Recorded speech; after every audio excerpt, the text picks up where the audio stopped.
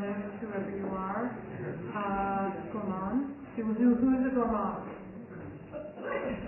Okay, who's an onophile? Did I say that right, Alice?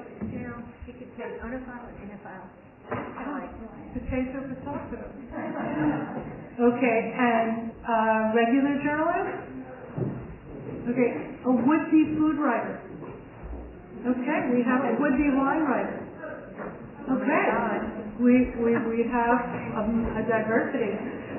Welcome. Do you have one from poet? Poetry about food is fabulous. Definitely.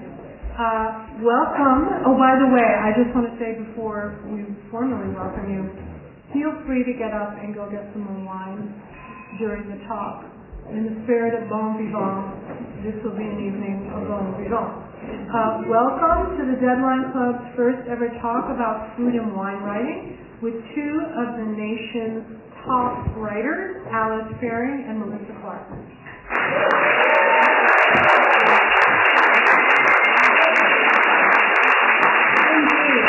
Indeed, we are really truly honored.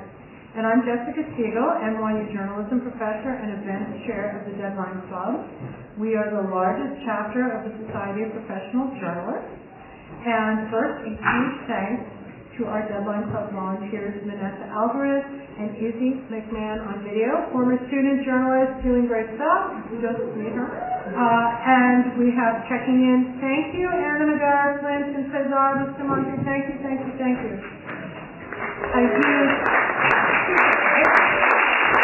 A lot of people to make an event like this happen. And huge shout out to our mobile bookseller, that's Alice Deluna on books and books on file.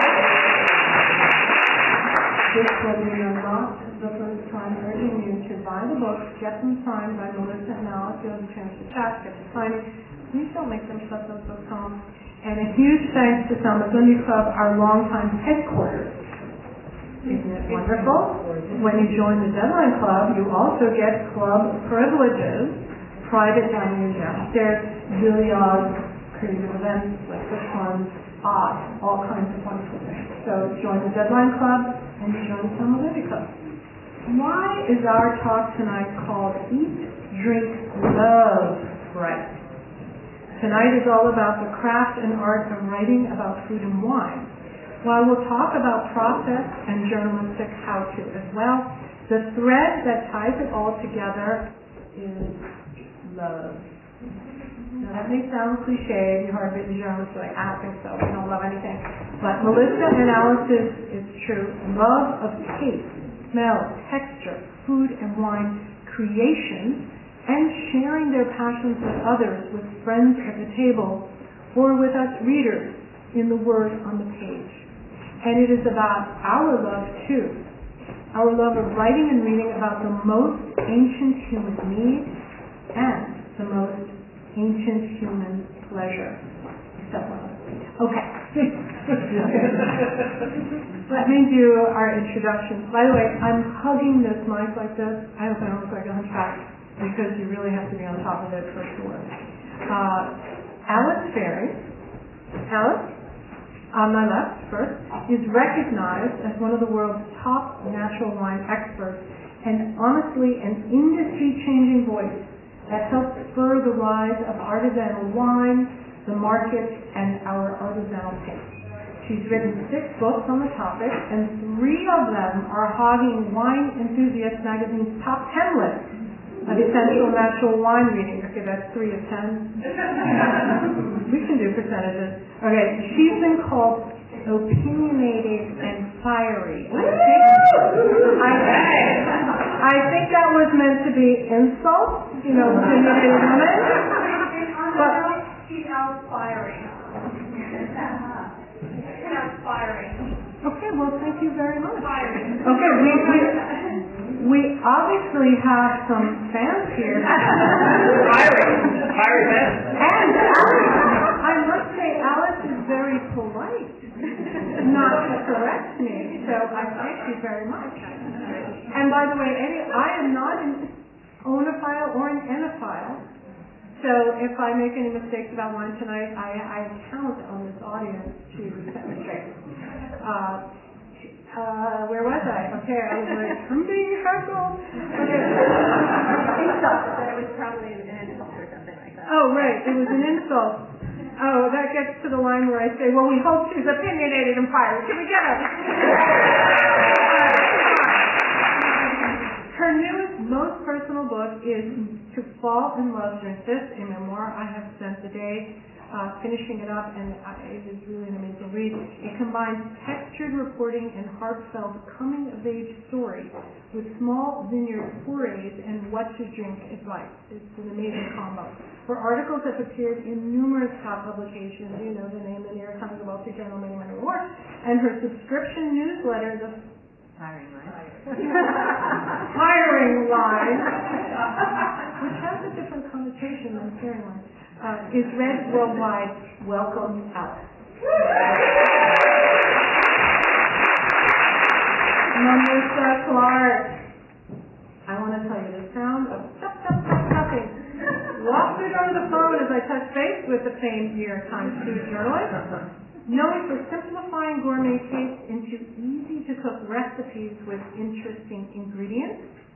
She's also, obviously, a huge taskmaster, as she was a multitasker, and I think she's probably a taskmaster as well. A good appetite columnist for the Times. She's the author of 38 cookbooks. 45. You're up to 45? Yeah, they just keep on coming. Oh my God. You gotta update your website, girl. I just updated my website. Oh my God. What kind of other errors am I gonna make? Fact-checking nightmare. Her titles include so many. I just singled out a few. And Kids in the Kitchen, Cooking with Kids. I know there were parents here. Dinner in France, Eating à la Française. So many more. Her newest book is Dinner in One, Exceptional and Easy One-Pan Meals. And I made one of those one-pan meals. It was miso. The miso and salmon was very delicious. It really was, and I bought my first miso. I didn't even know what it was. So you're already changing the world. She's also collaborated on books with celebrity chefs. Okay, I don't even want to say this. Daniel David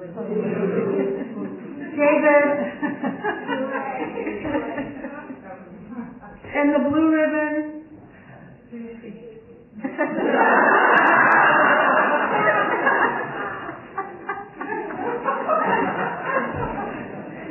Bromberg Brothers. Hey writers, it's got to be parallel. It was names of writers. Okay, I'm staying parallel here. Okay. With numerous TV credits, she's a regular guest on the Today Show and Rachel Ray. So much more. Welcome, Melissa.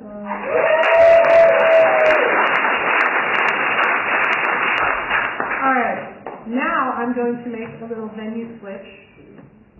So here I'm doing it.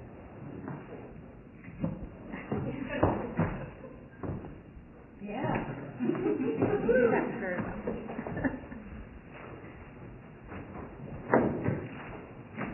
Is it back on? Yeah. Okay, we're going to start with writing at the beginning. Alice. Yes, we're all pros here. Into fall in love, like this. You tell us committing the ultimate sacrilege. She doesn't know what I'm going to say. How many did I Tricked your Manischewitz-loving mother to drink a fine wine that was not kosher by forging a kosher symbol onto the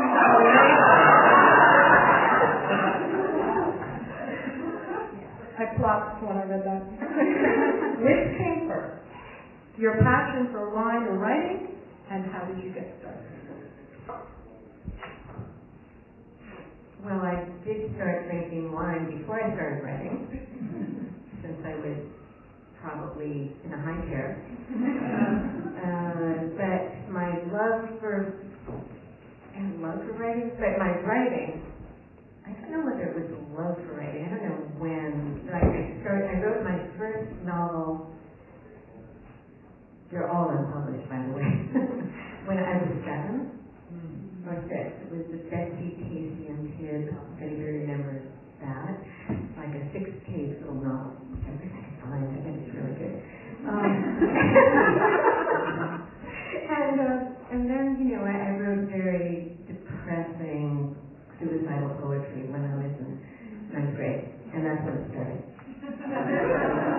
may have some suicidal poets in there, so there's enough. And then how did you get into the wine raising and stuff? So you started as a writer, Okay. and then somehow the wine came in there. I wrote, but other people thought I was a writer, but then I didn't believe them, and then I had one professor who basically destroyed me, and I stopped writing in college, because of course you believe the negative and I'm positive, and so I stopped. Then when I was writing my graduate thesis, my master's thesis, I said again, and I basically didn't stop. So I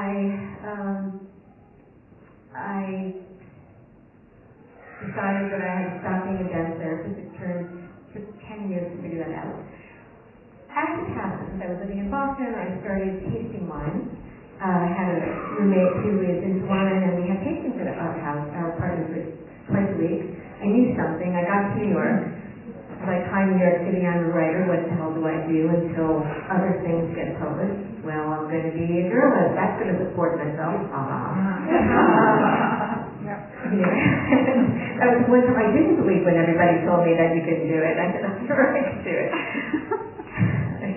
Have things backwards. And wine was one thing that I wrote about. Okay. So that's and then you get pigeonholed and boxed into it, and that's what happens. Which, by the way, editors say it can be a boon to your writing career, because they know writing can also be a curse. That's for sure. Okay, Melissa, your culinary education began as the daughter of two gourmand psychiatrists. By the way, I'm the daughter of a psychiatrist, and they never cooked anything. Your childhood modifications, when the other shrinks, like my family, were going to Cape Cod, hers went to France, and when they did House Swap the days before it was popular, and exploring Michelin-starred restos and local cuisine, which came first for you, this culinary passion that started young, or writing, and how did you get started? It's funny because the first time my mom dragged my dad to France, she was like, "Can we just keep going to Cape Cod?" He's like, "Oh, why do we have to go to France?" He was very grumpy about it. He just wanted to go fishing to Cape Cod, to the beach.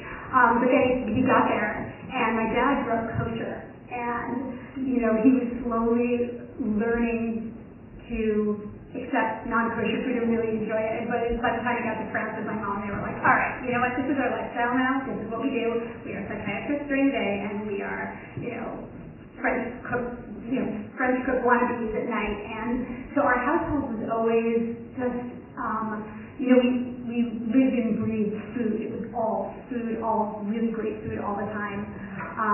And I mean, the writing was independent. So you know how, like, I always say that my parents had two passions. They loved food. They also loved gardening. That was their other thing. So they would drag us through Europe, drag us, because we were kids. We didn't like it as Easter. And we'd go to the fancy Michelin restaurant for lunch, and we'd go to the garden. Some French garden somewhere. We'd look at flowers, and so my sister's passion is gardening. So it's just funny how you get that. But the writing was my own thing. That wasn't a family thing. Nobody in my family really wrote, and it was something I started when I was really young. I also wrote stories. I also wrote suicidal poetry. So they grew up together, and I can't separate them. I don't know how to separate them.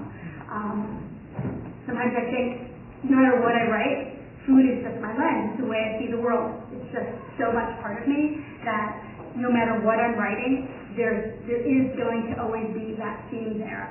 And so fast forward, I went forward, I did an MFA in writing, I was doing nonfiction writing, and I didn't know what I was going to write. I mean, I really didn't know that I could be a food writer. And when I figured out that food writing could be a career, I was like, oh, yeah, no, that's me. But it was in the 90s, and it was a new thing. It wasn't like, now you say, oh, I want to be a food writer, and I was like, oh, yeah, of course. Back then, it was a little murky. It was like, what are you going to do? Are you going to be a restaurant critic? So it was this particular moment that I think I was there with a lot of other people who were really seeing that you could write about food and be paid for it and be taken seriously. Completely burgeoning field, absolutely. Alice, your memoir tells about working as a dance therapist and freelancing when your first big break came. And you write about this in your memoir, and it's quite an affecting story. When Connoisseur magazine called out of the blue and wanted to assign you the big story to write about the wines of Long Island. And that was her reaction. What struggles did you face as a young journalist on that first big assignment, and how did the outcome help your career? Helped my career, Jessica? It could have hurt your career. It couldn't. Okay, so I was really intensely disappointed. First of all, Connoisseur was it was a big Hearst magazine, and I was going to get $2 a word. It's amazing how many people are not getting $2 a word now. It's gone down to 50 cents, so that nowadays is considered good money. But it was Long Island, and I was going to have expenses. It was big time. It was my first. So I figured I should do it, and there are a couple of things. One is that was my first experience where people want me to kiss their babies and give affirmation, and tell them that I was a baby wine writer, and people were looking for all of this affirmation from me. That was very intensely uncomfortable. Also, I felt I didn't know Long Island wine. I had really never been in a vineyard before. And I see this all the time with people who are starting out writing about wine now. It's that you taste wine and you have a good palate, so you think you can write about it. So on that trip, I was really noticing exactly how much I didn't know. But what was really the problem, and I think, I could do this, I could do my research, I did have a good palate, I learned how to sit on the job. I had to really sit, because when you're confronted with 150 wines you have to taste, you don't have a choice. But especially when you start at 8 o'clock in the morning and you get to it. But I never spit in a winery into a bucket. That's what I never did. But last night, and it's one of the things that I really didn't even think about until years, because back in the 90s, we just was not like these days. We just put it in the back somewhere. That I was at the house of the preeminent couple of Long Island, about to have dinner and being introduced to their wine and their propaganda. And the editor did not let me keep this in the book. He made a pass at me in the library, and I oops, gotta get out of here. Remember, after the rare book thing, I was okay, down at the dinner table. Wait, was this the guy who insulted you? Yeah. Who said you looked like Woody Allen? Yeah, but my editor said it was too much.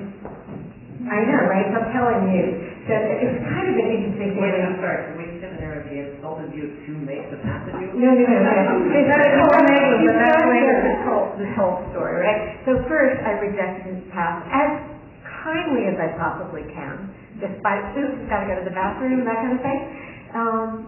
At dinner, over salmon, he asked me whether I'm Jewish, and I say, yes. He said, oh, you look like Woody Allen. So, years later,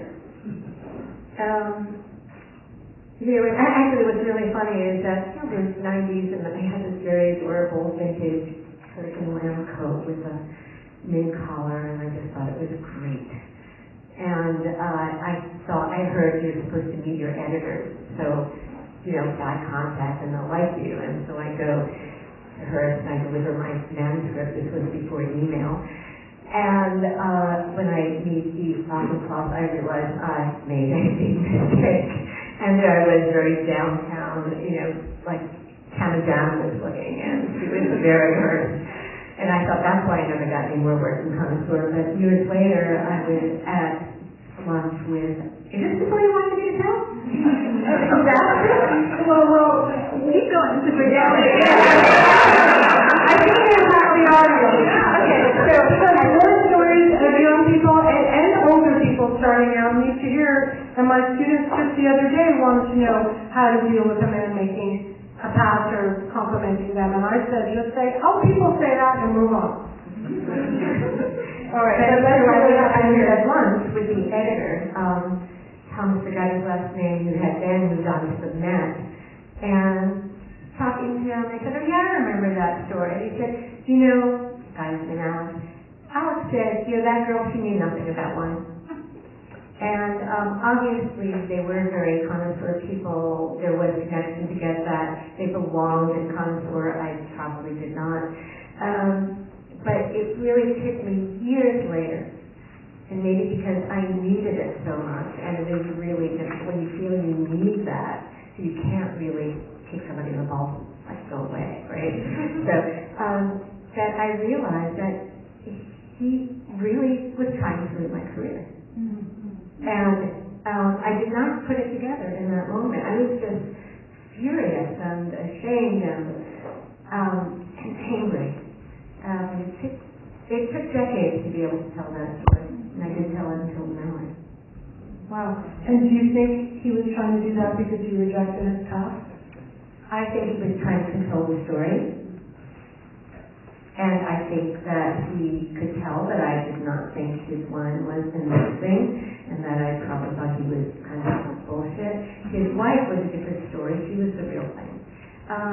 And I think that he knew I was not going to tell the story that he wanted me to tell. And I think by making it pass to me, he was trying to control, undermine me, control me, that kind of thing. This is the hazard of the job, and hopefully anyone hearing the story here will know what happened and be on guard in advance. So thank you for sharing that. Well, okay, so I have a question about that kind of thing. Yeah, please. Because, so let's just talk about the fact that your editor took it out of the memoir, took the past out of the memoir. Yeah. I just feel like that's so wrong, because that like rounds out the story and really, and I had read, just so you know, I had read drafts of Alice's book. We're friends. You guys know that right now. And I had read drafts of it, and I read the finished book, and I didn't realize that she had taken it out. And that, I mean, maybe I did, but it makes me so mad. I mean, why it's taking the story and it's really changing the story.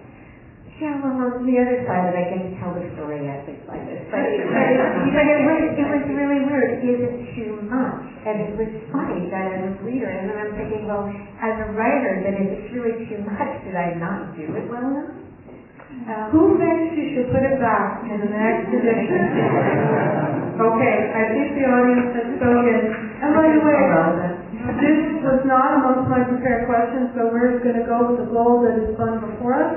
But before, I wanted to ask about the care and management of editors, but I do want to, we can ask about the care and management of editors, and then I was going to ask you about your first book, your first big break, but how should we? Do I want to answer the question? You can choose my question?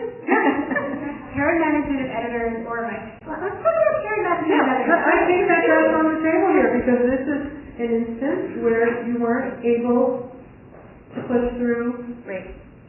Yeah. No. Okay. So care and management of editors. So this is a really important thing. You know, I have written for many publications before I was on staff at the time, and let's just talk about managing my relationship at the time. I started out there with one editor, and I had about 6 different editors before I finally was able to find an editor to put me on staff. And so I was a freelancer since 1997, and the editors kept changing, and that was it was really difficult, because you have a relationship, and then the relationship changes, right? And then you need to constantly change. You need to read the person, change how you pitch them, change everything. And this is something that I think about a lot when I think about voice, right? So as a writer, when you're a journalist, you're a freelance journalist, you have all these different voices for all the different publications. Like there was my Martha voice, and there was my Real Simple voice, and there was my New York Times voice, and all these different, because each publication is different, and you need to speak to the editor in the voice of the publication from the get-go, right? So it's like the pitch needs to sound like it. Your telephone call, back when we used to actually call people, needs to sound like that. You need to, it's almost like you're becoming a chameleon. So it was the same thing with the Times. And then when I write books, it's a whole other language and a whole other way. And it's funny, because as listening to you, it's just like the way that you manage these different relationships is think that, also when you're writing, you're writing to a specific audience. And the editor is the gatekeeper to that audience. So it's twofold, right? So that editor is the gatekeeper, and she wouldn't let you tell your full story. Yeah, but your audience then, so it's like you need to work it from both angles. You need to work the editor, but then you also need to reach your audience. And maybe you know them better than the editor. So it's really complicated. That's not really an answer to the question, but it's just something to think about. Well, I think, Melissa, you're a very famous food writer, and it's good to know about the way that you struggle with it and how you deal with it now. When were you actually brought on staff at the time? In 2012. Okay, so you went from 97 to 2012. As a freelancer to many different editors. Okay, that is paying your dues, right, folks? Yeah. Okay. And when I was not hired as a writer, I was hired in the video department to do videos. And it was the only way I could get on staff, because I had a brand new video department, because they didn't have a job. They didn't have a journalism job. And they had a new video department. So I was making videos. I was the only person there making food videos, except for Mark Pittman, and they decided they wanted more food videos. So I was able to get a job, and then finally, I think it was not until like 2015 or 2016, I was there for 3 or 4 years, and then moved over to what became NYT Cooking launched. So, we had the food section, the dining section, and NYT Cooking was a separate thing, and I was able to get on to that budget, and they were hiring staff. So it was like this labyrinthine. And 15 years to get on staff. Yeah. Which is pretty incredible. You are incredibly stick-to-it person. When was your first book? I'm going to ask about it, but I just want us to get the timeline here. When was the Bread Machine Cookbook? Yes, when was so that? my first book was the Bread Machine Cookbook, and let me just say what happened is that she writes about this, or she's written about her, is that someone called her and said, we need a book about recipes for bread machines, but we need it in 6 weeks. Which is mind-boggling. How did you do that, and how did that help your launch into book writing? Yeah, I was through a book packager who needed, I think someone dropped out of the project, and so this book packager was managing it, and they said, can you please write this book in 6 weeks? And so I got 4 bread machines. I called the manufacturers and said, please send me loaners. I'd never seen a bread machine. I didn't even know what it was. This was like 1992. It was a really long time ago. So they sent me these bread machines, and I had 4 of them going 24 hours a day. I would wake up at 4 in the morning to feed the bread machine. I was like, this is good training to be a parent. And because I had to test like hundreds of recipes in 6 weeks. And I'd never tested recipes. I'd never written a recipe. I had absolutely no idea what I was doing. But the thing is, I just say, anytime someone asks me something, if I want to do it, I just say yes, even if I don't think I know how to do it. Because I don't think I know how to do anything. I talk about imposter syndrome, right? As a writer, don't we all have that? So I just might as well say yes. And figure it out as I went. And I did. And it was so empowering at the end of it, because I realized that I could do it. And that was really, and I could develop recipes. And so that book, which sold probably more than all of my other books combined, it was a mass market paperback for like $3, was a really important step. That was just this random thing. Someone called me up and said, hey, I heard you were a caterer. So I used to have a catering company up at Columbia. And so can you write this cookbook, even though I'd never written a cookbook or tested a recipe or written a recipe. And it all worked out. The power of yes. I once said no to writing about a pornographer before pornography was chic. And it closed off Avenue. It was where I quit. He was a pig. I didn't want to do it, but I was probably wrong. What can I say?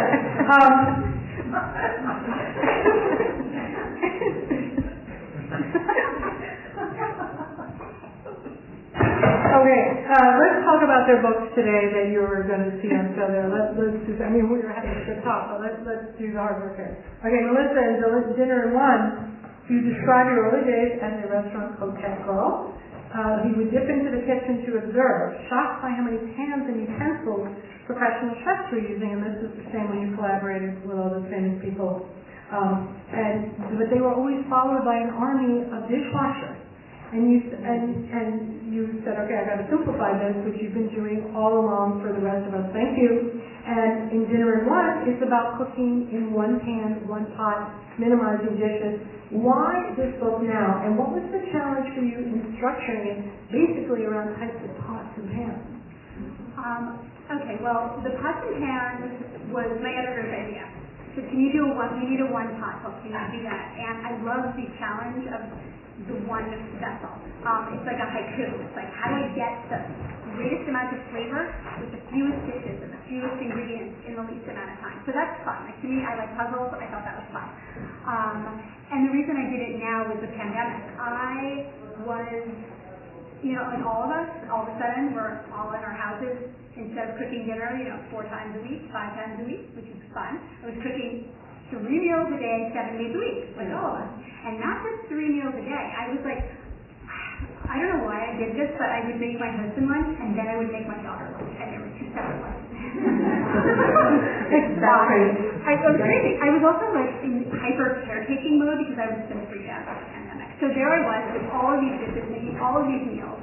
I probably didn't even have to make, but I did. And the realization of how many pots and pans I was using reminded me of, professional kitchens. And I brought my cooking down to its simplest.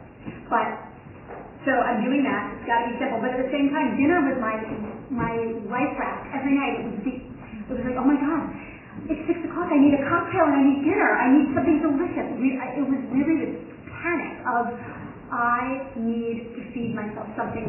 I need joy, and that was my joy, right? So all of these things conspired, and that's what this book is. It's like, it is as delicious as it can be for as little work as possible. Take the pandemic part out, but it's the rest of it. And was the structuring, once you got that it would be like one about casseroles, a chapter about instant pots and stuff, did that sort of come together? Yeah, once I knew it was one vessel, then the chapters made sense. It seemed like that. Because that's how I also think about, sometimes I think about cooking a meal that way. I really do start with the pot. I'm like, okay, it's hot, so I cannot possibly turn the oven on, so I need to do everything in a skillet, because it has to be fast, and it has to be on the stove. I'm freezing. I want to put something on a sheet pan, and I want to stick it in the oven and forget about it and heat up my house. So that is a legitimate way that I think about cooking dinner, so it makes perfect sense. It is a good organizational tactic. I mean, it works for I think for the book. Excellent.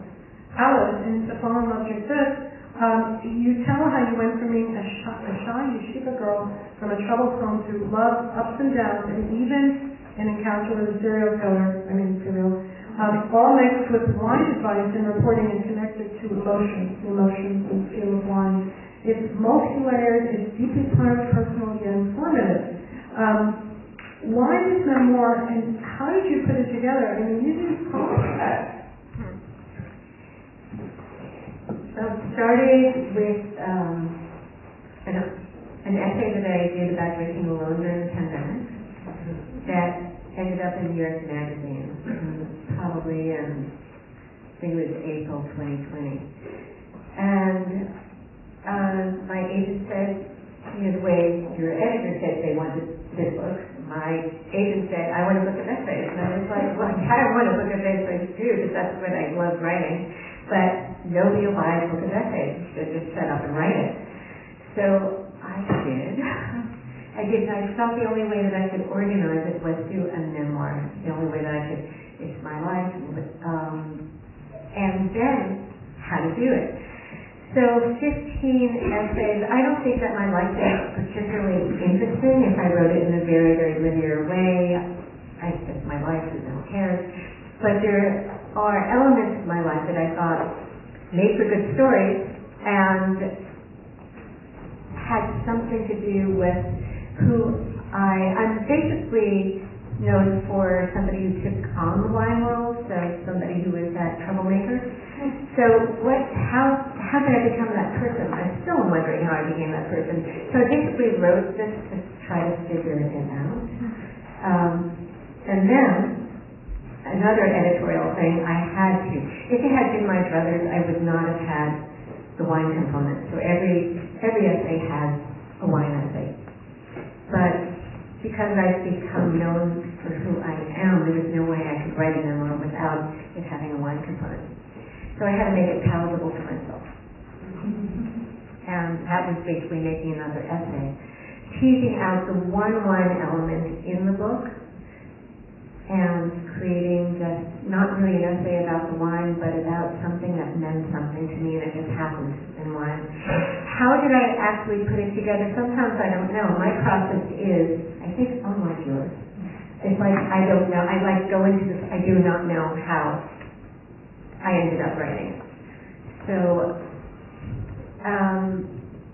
part of it is the painful thing I put my friends through. Of reading it, like, so Melissa was one of those readers, and my writing group was another one of those readers. But some of the chapters were exceedingly hard. Like, when I go to San Quentin to go visit a serial killer who I escaped when I was a child, how do I write a wine essay? That seemed to me that, how did that not come off as insulting? Insulting to people who he killed. That was a real tough one for me. Another one, in the book, Melissa and I are in Poland, and we go to Auschwitz and Birkenau. And that was another one that I didn't want to add a wine component to. Actually, I thought maybe it should have been vodka. But it made more sense, right? Because it really was connected to the story. And so that was another one. And, I think one of the things that I'm most proud of in this book is that I think I did end up stitching it together in a way that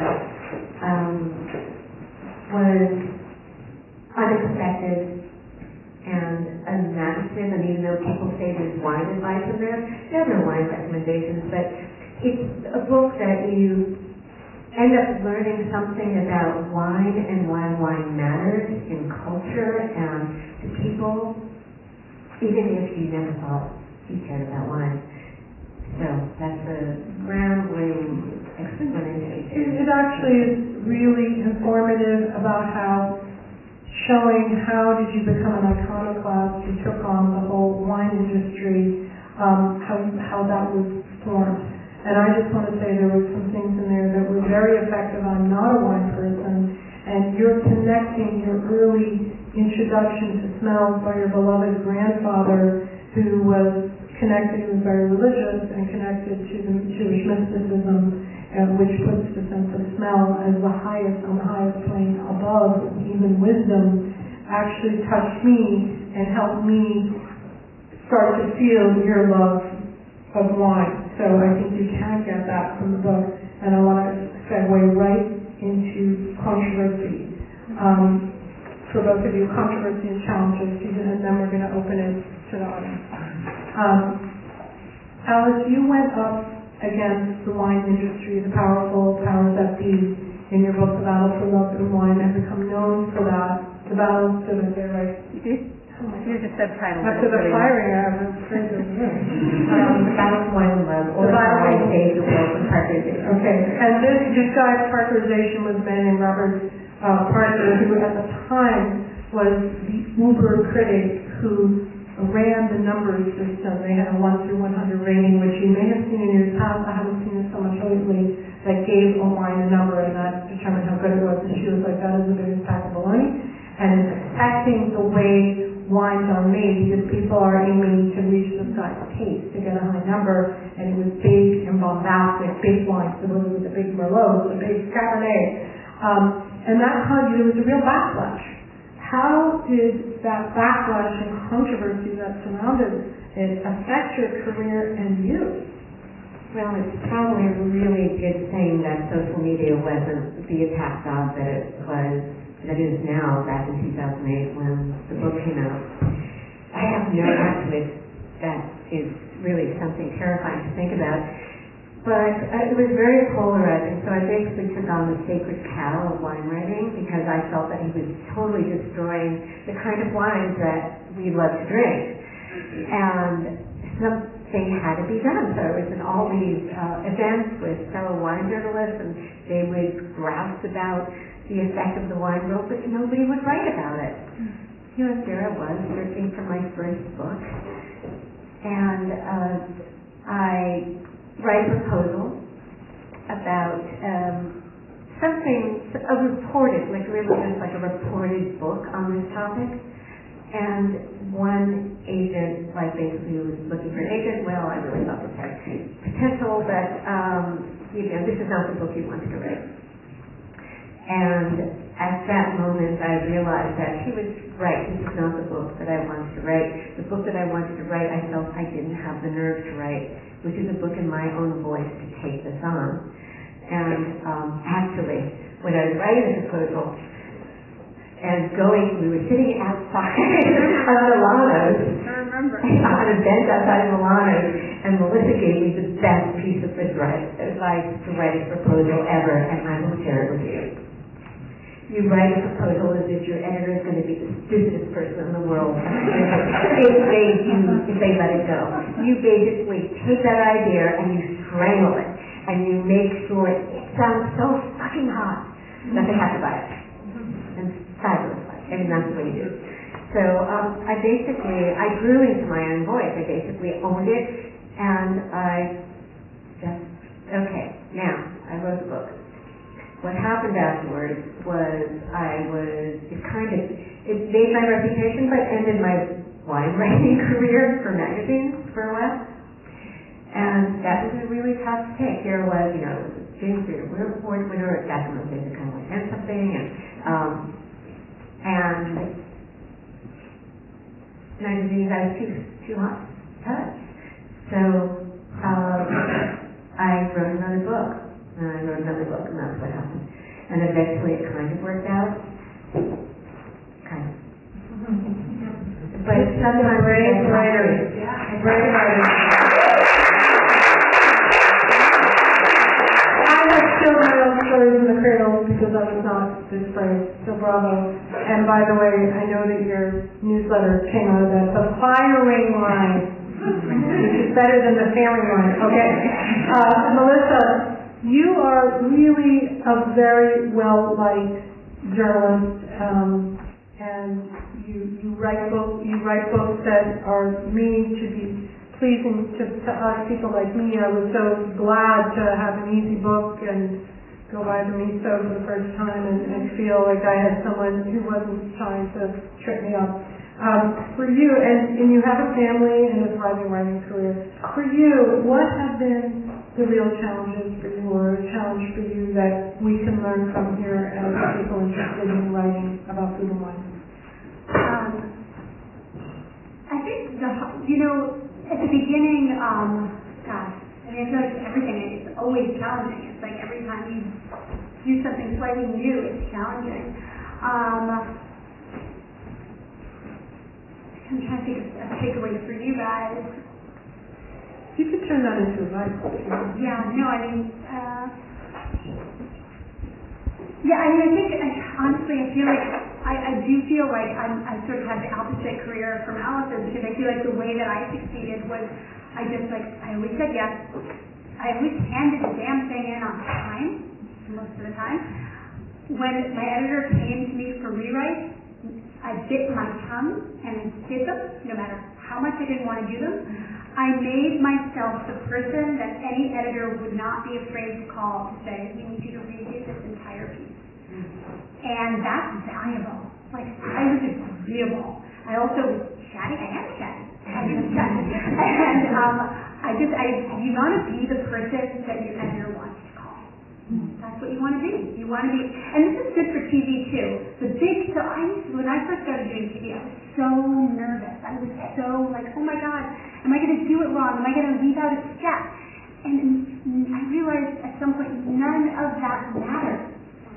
All you're there to do is be good company. That is your only job. You are a guest at a party, and you need to be charming.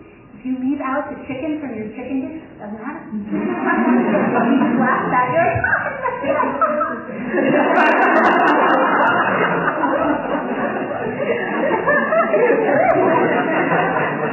I did it the other day. I was doing a demo, and I totally left out the sweet potatoes from the chicken and sweet potatoes. And I was like, look, here they are. Let's just put them in there. It is. It's fine. I mean, your job is you want to be the person that people come back to. And I think about this a lot too, because I think about other things I want to write. And I'm like, well, how do you keep that, right? How do you keep that persona, but then what if I want to write something else? And what if I want to write something else that is going to be a little risky? What if I want to do an Alice or more towards an Alice? Like, what is that going to mean? And I don't have an answer for that, but I struggle with it every day. Like, if I want to change what I do, can I do it? Well, I time will tell. And with that, let's open it to the audience so we can get to our books and signing, and let's get your questions. You've covered your mind, so let's hear yours. Okay, let's get some questions going. Who would like to ask something? And by the way, you feel free to get the wine, to drink, or whatever, where this is an enjoyable evening. Do we have any questions? So we have one hand in the back. I have a question for Melissa. Is there anything that anchovies don't make better? Vanilla ice cream. Anything favorite?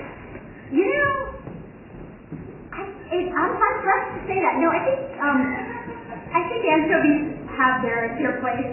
You know what I love? I do love it when people, and this happens like more often than you think, people will stop me. Ooh, somebody with a refill on that.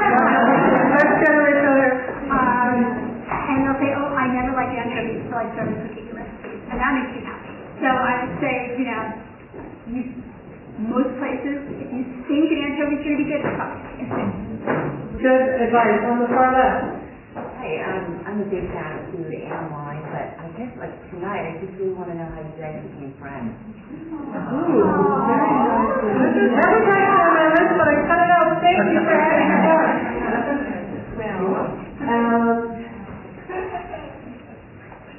We were introduced at a bar. That sounds like it's not the way a lot of people meet. And then probably about a year later, we were at the same round table at the Italian wine merchant for Barolo dinner. And we were two red-haired Jews in a not very Jewish world. You will not see that anywhere else. We have stuff here, this is great. New York is the way to go. And we had a very similar palate and similar senses of humor, and then we decided we were going to travel. Actually, we didn't decide we were going to travel together, but something came up. We traveled together a few months later. We had some email contact, and after that, that basically did it. Yeah, I mean, Alice taught me so much about wine. Like, I was just like, tasting with Alice was amazing for me. And we do have a very similar palate.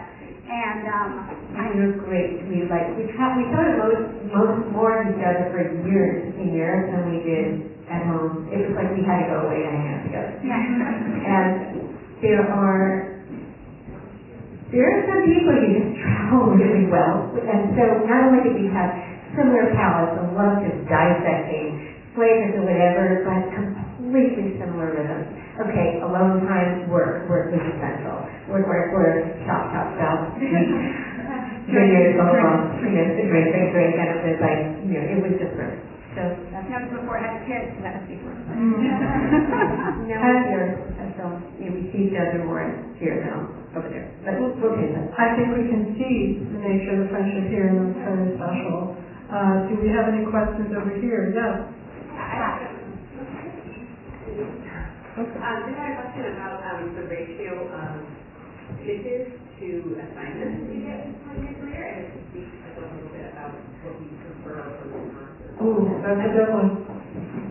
For our question, well, 10 years ago, I started my own newsletter because I wanted to get out of the, as we call it, the pick and problem. My sympathy to anybody who wants to go into wine writing, because very few people want to read about wine, and the kind of wine writing that gets assigned for me seems deadly. So what kind is that? It's just wine week and what to do, whatever, what to drink, and it's often not. It is geared towards the wine drinker, and actually one reason that I wrote this book is because I wanted a greater readership that could understand something about the magic of wine, but it's really boring, wine writing. So, I'm not really, and I refuse to work for a lot of the rates that are given these days. It's pathetic, folks. So I really am probably not very good to answer that question. So I will, I think about pitches in a very limited way now. So I like to know Ross and you know what I used to, so when I was freelancing, I would always pitch in threes. I always did 3 ideas. This is good because, so you pitch you pitch an idea, and then your editor says no, and you know, obviously, they don't feel bad saying no to the first pitch, but then you come back to them with the second pitch, and they still say no, because they're looking for reasons to say no. It's easier to say no than to say yes. But then you have the third pitch, and I feel bad for you. You just have to have it there at the ring. Yeah. That is a great idea. What is the timing between 1, 2, and 3? Well, yeah, I'm talking about, like, again, Like, is this in the same day, or is this over a week or a month? this was what I used to pitch on the phone. This is when you used to have a phone conversation. Right. what? So you have that, I know, right? That was great because you would normally come away with an assignment when you were on the phone. Once you had somebody on the Or you phone. could develop it together. Yeah, but you can also do that with email. Right. I mean, you can like, they come back to you, then you go straight back to them with another idea, like immediately. Second you get that email, you have that other idea waiting. And it's already written. It's already written, yeah. You're a dynamo. 4 bread machines, 3 pitches. It's incredible. Okay.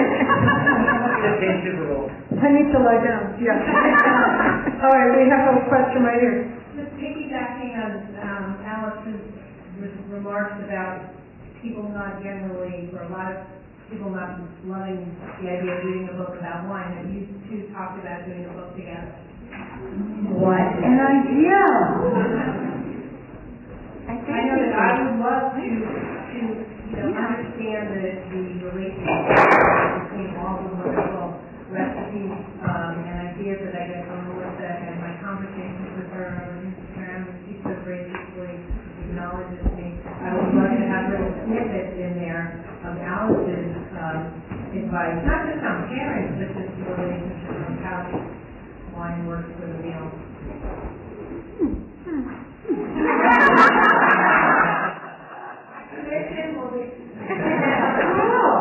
You know those mystery books where they first show it from this person's perspective and then the next chapter is from the other. I think, get that girlfriend. Okay, and then we had a question, there was like a twofer here, and I got one but not the other. So, in the front.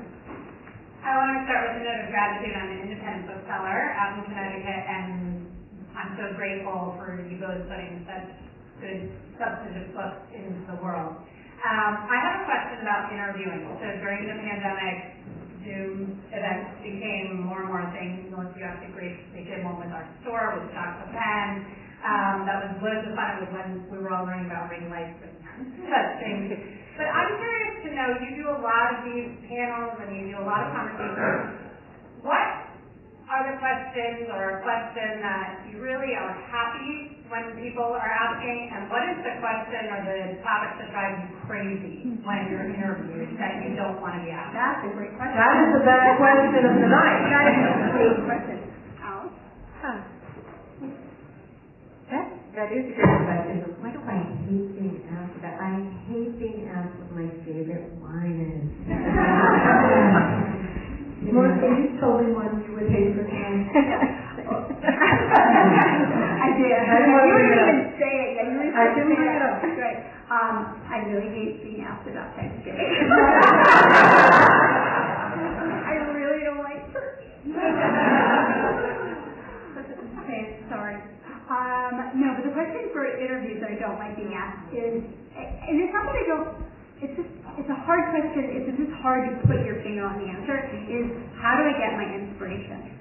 It's like, how do I get, I don't know, it comes to me. You know, and I have to like voice that, and that to me is really hard. And I have a stock answer that I always say, which is, well, it's not that interesting. It's like, well, I mean, it always comes out walking down the street, I'm inspired. I go to the supermarket, I'm inspired by ingredients. But I don't like engaging with that because I just feel like, I mean, maybe I should have a different answer. Maybe the answer should be something you said, which is like, it's magic. It's the magic of wine, like Alice said, you know? But it is. It's like inspiration. It's like, I don't know how it's happening. Yeah, I was just thinking, thank goodness nobody ever asked me. Because it's really hard. I guess I hate it because I don't know the answer. I hate not knowing the answer. I like to know it all. So maybe because you want to say because sometimes it's so hard to write another recipe. And you make it look so effortless that you're always excited to do it. No, I get the inspiration I am, but then how do you get, like, sometimes it's like, I don't know what to do with your cranberries. I don't know. You struggle with inspiration and you keep your idea list going and you always have to go back to it, and I think it's one of the hardest parts. Yeah. The fact that you were pitching 3 ideas all at once is in itself extremely impressive. We have a question in the back, in the hat, and then we're going to wrap it up so we can do the book signing. You can ask any remaining questions once you buy the book and come to have them sign it. You should tell all the book. In the webcast. So you both have written through so many trends in your field. I mean, rosé was taboo. This is my first orange wine. We experienced the bread machine in the 90s, the dehydrator, all of these sweeping movements within your field. How do you feel when these happen? Do you feel like you have to respond to them? Do they shape the way that you perceive your work? What's it like to have to live with all that? So because I'm not on a commercial magazine, and because I don't have a commercial sense, it just doesn't. I don't have to. I just don't have to. If I were a magazine, if I wrote, I would be on the masthead, or if I had contributing relationships, then I'd have to do rosés, but I've really tried, since I have the privilege of writing for myself, I just ignore it. I have to do all that because the New York Times, like if there's a new gadget or something, I have to try it out and I have to, but I actually like that. I like it. I'm like, oh, air fryers, are they good or are they bad? To me, it's a toy, it's fun. So I like, when I first got my Instant Pot, I was like, this thing's stupid. And I was like, oh wait, I love it. So I enjoy that. To me, it's play. I think it's much more fun for food, but wine is, any trend is usually manufactured. Except for the trend you were just telling me about, like sometimes break naturally. So basically things that are really of cultural interest, bigger than style. I don't like writing about style in wine, but I really look for the bigger issues. I always have. Otherwise, I got into wine writing exclusively as a mistake because it's my politics. And my poetry. There's so much going on there. I have a whole other channel. Give us one thing, one example, and then we're going to wrap it up of what you're talking about. Well, basically how I started writing about natural wine. And so the first book was, I really was outraged that one person was not only changing the taste of wine worldwide, but there was a technology that nobody knew. I mean, back in 2001, when I wrote the story for the business section of the Times, and actually that's a tip, write about wine for sections that are not wine related. That's where you do most interesting stuff. I didn't know that there were 72 additives. I didn't know that there were all these machines that could be used to change the flavor and profile of a wine. I thought, like most people did, it was just grapes. And that made me a whistleblower. But the fact that I was a whistleblower, the fact that I was telling that story felt important to me. I wasn't talking about, yes, I was trying, and I still am. I love, like Melissa does, getting people to eat better. I love getting people to drink better because it's so enjoyable. To have people's lights go off and go like, oh, I didn't know wine could do that? That's thrilling. But that's kind of like the icing for me. On that amazingly joyful note, we invite you to go and sample wine. I like that orange wine. I don't know what those words. It's just raspy. I don't know. And we're going to thank our wonderful panelists.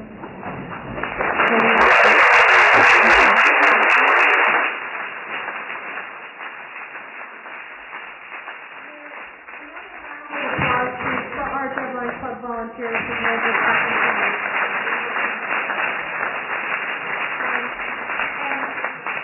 And we are asking for you to be a good literary citizen and buy a book, get your signing, and of course try those wines. And we have the bar open in the other room until 9 o'clock. So please continue to mingle, talk about your favorite wine, whatever it is that you like. Thank you for coming, everybody.